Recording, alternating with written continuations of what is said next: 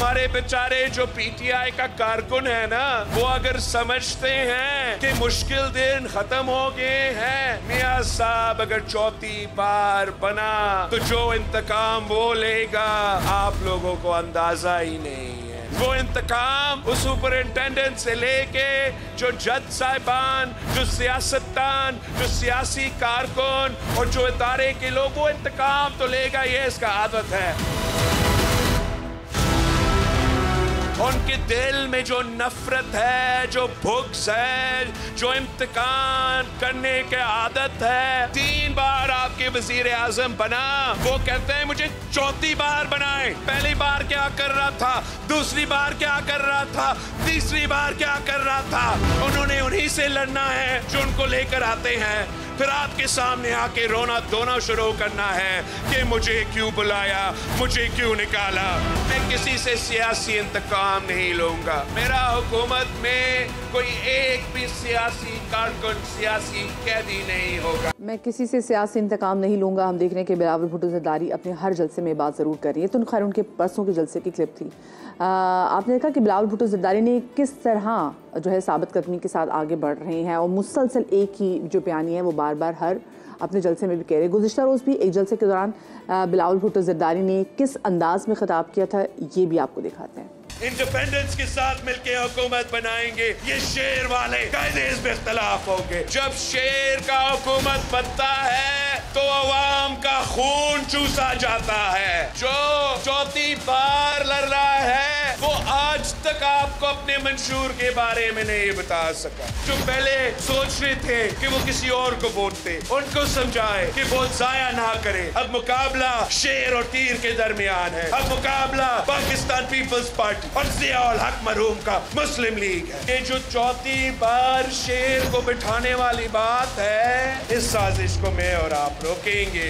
इस तीर से हम शेर का शिकार करके, मेरे लिए हराम होगा कि मेरा हुकूमत में कोई सियासी कारकुन, सियासी कैदी रहे। मैं ये काम कर ही नहीं सकता हूँ कि मैं अपने मुखालिफ की बेटियों को, अपने मुखालिफ के बहनों को जेल में डालूं। इसी हवाले से बात कर लेते हैं। हमारे साथ मौजूद हैं सीनियर सियासी तज़कियाकार ज़ैगम खान साहब, उनको शामिल गुफ्तगू करेंगे। अस्सलाम वालेकुम Zaigham sahab, a very good morning and warm welcome to my show. Bilawal Bhutto Zardari Bilawal Bhutto Zardari की आप जलसों में तकरीर सुन रहे होंगे। ये जो हिकमत अमली उनकी हम लोग वाज़े तौर पे देख रहे हैं, आप इसको कैसे देखते हैं? देखिए, सबसे पहले हम ये देखते हैं कि बिलावल भुट्टो का हदफ क्या है और उनके अब्बा ज़रदारी साहब का हदफ क्या है। ज़रदारी साहब ये चाहते हैं कि बिलावल उनके वारिस बने, आसिफ ज़रदारी के वारिस बने, और वारिस भी तब बने जब वो दुनिया से चले जाएं।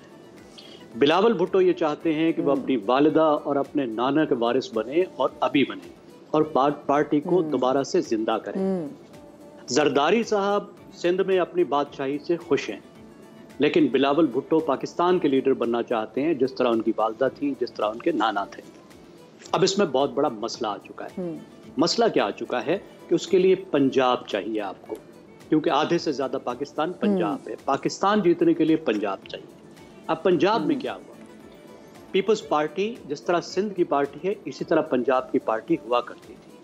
1970 से 1993 तक 20 साल एक नस्ल का वक्फा है। इसमें पीपल्स पार्टी के पंजाब में 40% का स्टेबल वोट बैंक हुआ करता था। उसके बाद 2008 तक ये सुकड़कर 23% हो गया, लेकिन माफ कीजिएगा 29% हो गया 2008 में। और अब ये हुआ कि 2018 में सिर्फ 7% रह गया। 7% कितना होता है?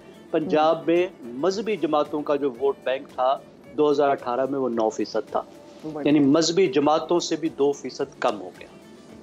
इसी तरीके से अगर हम केपी को देखें, उसके बाद केपी को भी विन करना है। केपी में भी 17% तकरीबन वोट हुआ करता था। 17% केपी में बहुत अच्छा वोट होता है, इसलिए कि केपी में बहुत सी पार्टियां होती हैं, तकसीम हो जाती हैं सीटें, तो वो भी सिर्फ 8% रह गया।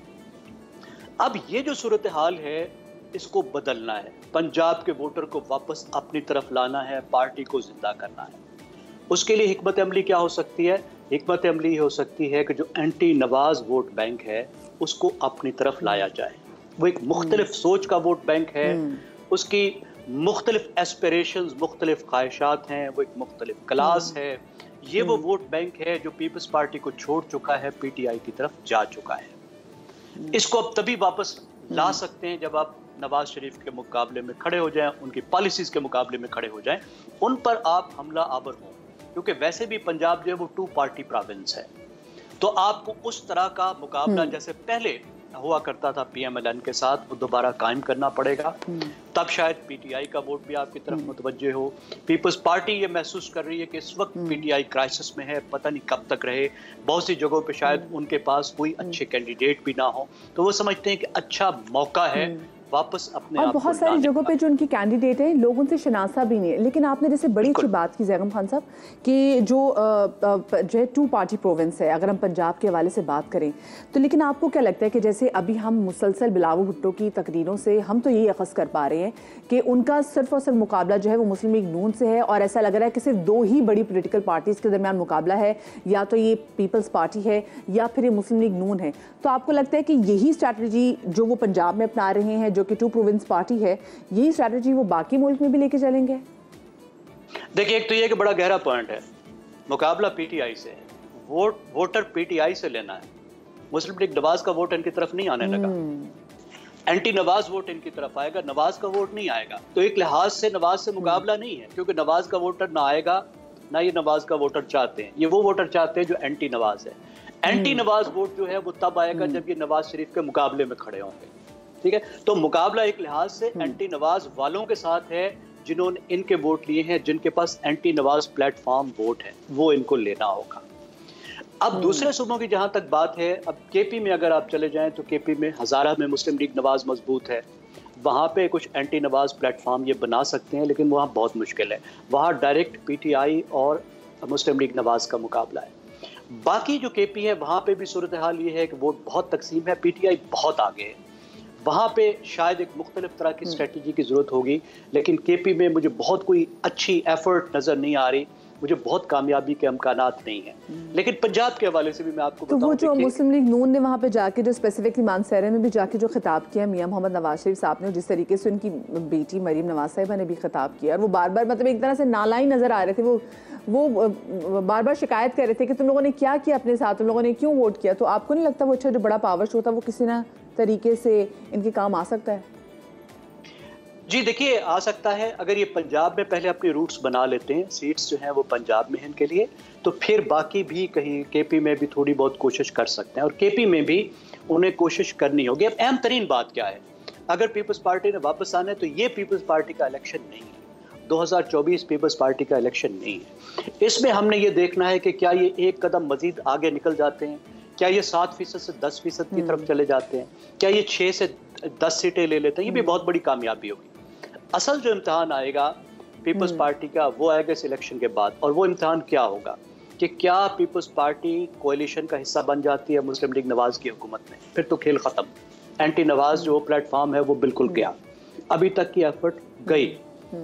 लेकिन अगर बिलावल भुट्टो ने वापस आना है, अपने आप को कौमी लीडर बनाना है, तो फिर अपने आप को अपोजिशन लीडर बनाना होगा, फिर उसको वफाकी हुकूमत में शामिल नहीं होना होगा। इसी अपने नैरेटिव को आगे लेके चलना होगा एज एन अपोजिशन लीडर, ताकि लोग वाकई उनको समझें कि हाँ ये मुतबादिल है मुस्लिम लीग नवाज का, ये उनसे अलग है। लेकिन उससे एक बड़ा खतरनाक चैलेंज है बिलावल के लिए, जिससे मैं बड़े दिनों से उनकी तवज्जो दिलाता रहा हूँ अपने कालमों में, उनको पता नहीं समझ आई या नहीं आई, वो ये है कि जितना बड़ा उनके लिए चैलेंज है। हमने देखा है कि बड़े बड़े लीडरान भी ना, उनके लिए बड़ी तकलीफ से ये चीज होती है कि वो ऑपोजिशन में जाके बैठ जाएं, वो धरने में बैठ जाएंगे, वो ऑपोजिशन में जाके नहीं बैठते। ये सबसे बड़ा पाकिस्तानी पॉलिटिक्स का नुकसान भी है, और ये बताता है कि हमारे बड़े बड़े वो 70 साल के भी, जिन वो बाबरा बिलावल भुट्टो जरदारी भी जिनको 70 साल के पॉलिटिशियन कहते हैं, ये उनकी ईगो की भी इतना बड़ा इशू है कि वो इमेच्योरिटी दिखाते हैं पॉलिटिकल, वो धरने में जाके बैठ जाते हैं, लेकिन वो बीइंग एज ऑपोजिशन वो हाउस में नहीं बैठते।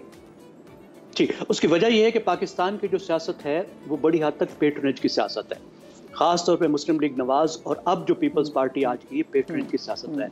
यानी आप रियासत से वसाइल लें हुकूमत का हिस्सा बन के, और जो लोग आपको सपोर्ट करते हैं, जो आपके साथ है, जिन्होंने आप पर इन्वेस्ट किया है, पैसे लगाए, उनको वापस कुछ दें।